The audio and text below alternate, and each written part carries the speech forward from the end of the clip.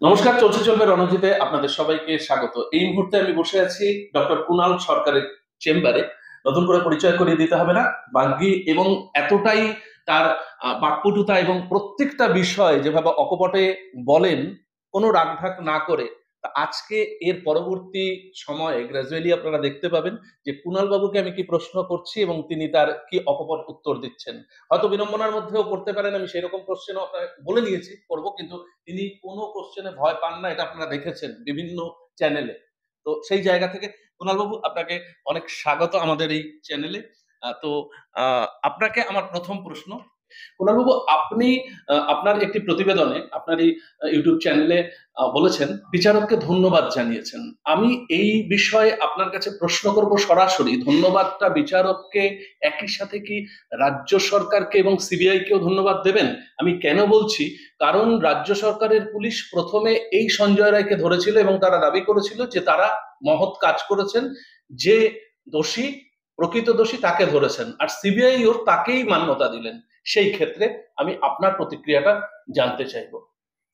দেখুন, এখন হয় যখন একজন অপরাধী বা একাধিক অপরাধী একটা অপরাধ করে, সেই অপরাধের একটা তদন্ত হয়, সেই তদন্ত থেকে অপরাধী বা অপরাধীরা চিহ্নিত হন এবং তখন আমাদের একটা আইন ব্যবস্থার মধ্যে দিয়ে তাদের একটা সাজা, হোয়াট এভার জাস্টিস। 9ই অগস্টের যে ঘটনাচক্র দেখলাম, এটা তা শুধু পৃথক বললে ভুল হবে, সেটা একটা অত্যন্ত জঘন্য ধরনের একটা ক্রাইম। একটি 31 বছরের মেয়ে, বাকিটা আপনারা সবাই জানেন। এবার গত 2-3 দিন ধরে একটা যে কথা উঠে এসেছে যে বিরলতম, আই রিয়েলি ডোন্ট আন্ডারস্ট্যান্ড যে আমরা তো এখানে ঠিক রেয়ার আর্থ এলিমেন্ট খুঁজতে বসিনি যে কোনটা কার থেকে বেশি বিরল।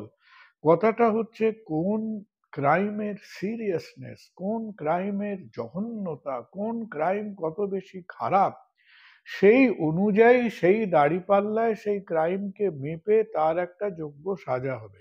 আমাদের দক্ষ পুলিশ বাহিনীর কাছ থেকে যেভাবে তারা ক্রাইম সিনে এসে তার অ্যাকশন নেবার কথা ছিল, সেখানে আমরা দেখলাম যে একটা অত্যন্ত কনফিউজড, অবাঞ্ছনীয় কতগুলো স্টেপ নেওয়া হলো। তা ক্রাইম সিনের কোনো মাথামুন্ড রইল না, সে লোকে চড়কের মেলার মতো ঘুরে বেড়ালো, কয়েক ঘন্টার মধ্যে তার অন্ত্যেষ্টিক্রিয়া। তার মানে কি, আমি যে পুলিশের ওপর প্রত্যাশা করে বসে আছি তারা তদন্ত করবেন, কোথায় যেন আমাদের সেই প্রত্যাশাটা পুরো অপূর্ণ এবং একটা লন্ডভন্ড অবস্থায় চলে গেল। সিবিআই এলেন, সিবিআই এর কাজ নিশ্চয়ই ডিফিকাল্ট ছিল, কারণ তার মধ্যে নানান রকম এভিডেন্স, তার মধ্যে বডি নেই, পোস্টমর্টম হয়ে গেছে, নানান রকম টার্বুলেন্সের মধ্যে সিবিআই এলেন।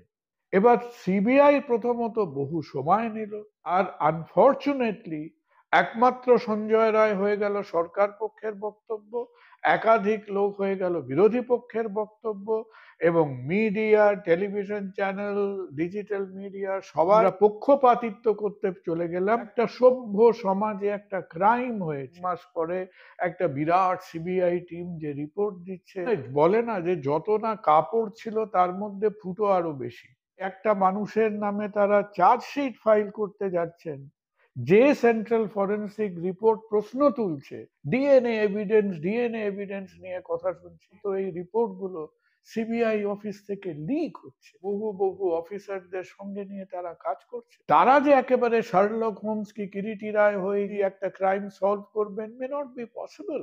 ক্রিটিক্যাল কতগুলো পয়েন্টস বাদ দিয়ে একটা আধকাঁচা রিপোর্ট যদি আজকে শিয়ালদা কোর্টের হাতে যায়, যেখানে ফরেন্সিক ল্যাবরেটরি রিপোর্ট নেই, 7টা-8টা লোকের নাকি ডিএনএ পাওয়া গেছে, তার মধ্যে আমরা একটা লোকের পিছনে বসে আছি, যে কোনো মানুষের ওই চৌহদ্দির মধ্যে তাকে দেখা গেছে, সিসিটিভিতে দেখা গেছে, অন্তত তো 100-150-200 জনের ডিএনএ স্যাম্পলিং হওয়া উচিত ছিল এই কেসে। এ তো মাথায় ছাদ ভেঙে পড়ার মতো অবস্থা। এবং সুপ্রিম কোর্টের কথা নাই বা বললাম, কি করলেন, কেন কলকাতা হাইকোর্টের দিকে নিলেন?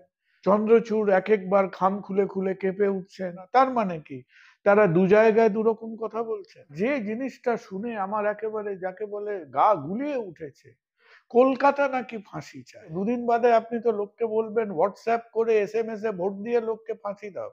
এটা কি জনপ্রিয়তার কন্টেস্ট হচ্ছে? ফ্রান্সে যখন গিলোটিন দেওয়া হতো তখন সব লোকেরা আড়ার পাড়ার গ্রাম থেকে ভিড় করে দেখতে সেখানে গিয়ে তারা দেখতো। আমরা সেই আদিম সভ্যতায় ফিরে যাচ্ছি। আমাদের কি মেমোরি এতই শর্ট যে ওই যে 1990 না কোন সালে ধনঞ্জয় চ্যাটার্জি বলে যে ছেলেটিকে সবাই হৈ হৈ করে একেবারে সরস্বতী পুজো করার মতো ফাঁসি দিয়ে দিয়েছিলেন, আজকে 20 বছরের উপর পরে তার কেস নিয়ে ফান্ডামেন্টাল কোয়েশ্চেন আসছে।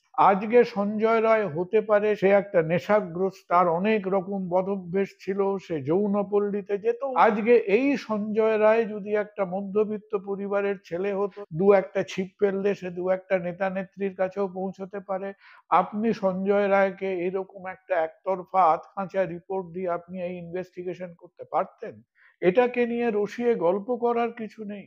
আমরা সাধারণ মানুষ একটা ক্রাইম ইনভেস্টিগেশন চাইছি যার মধ্যে একটা নিরপেক্ষতা আছে। পরবর্তীকালে আলোচনা করো যে 12 বার না 14 বার বিভিন্ন ফোরামে আমাদের পুলিশ রিফর্ম হওয়ার কথা ছিল, যাতে আমরা এই পুলিশের ছেলে মেয়েগুলোকে এই রাজনৈতিক থাবা মারার থেকে একটু দূরে রাখতে পারি। একটা পলিটিক্যাল ইনফ্লুয়েন্সের দড়ি টানাটানির মধ্যে না গিয়ে আমরা কি পারবো কোনোদিন সেটাকে ইনভেস্টিগেট করতে?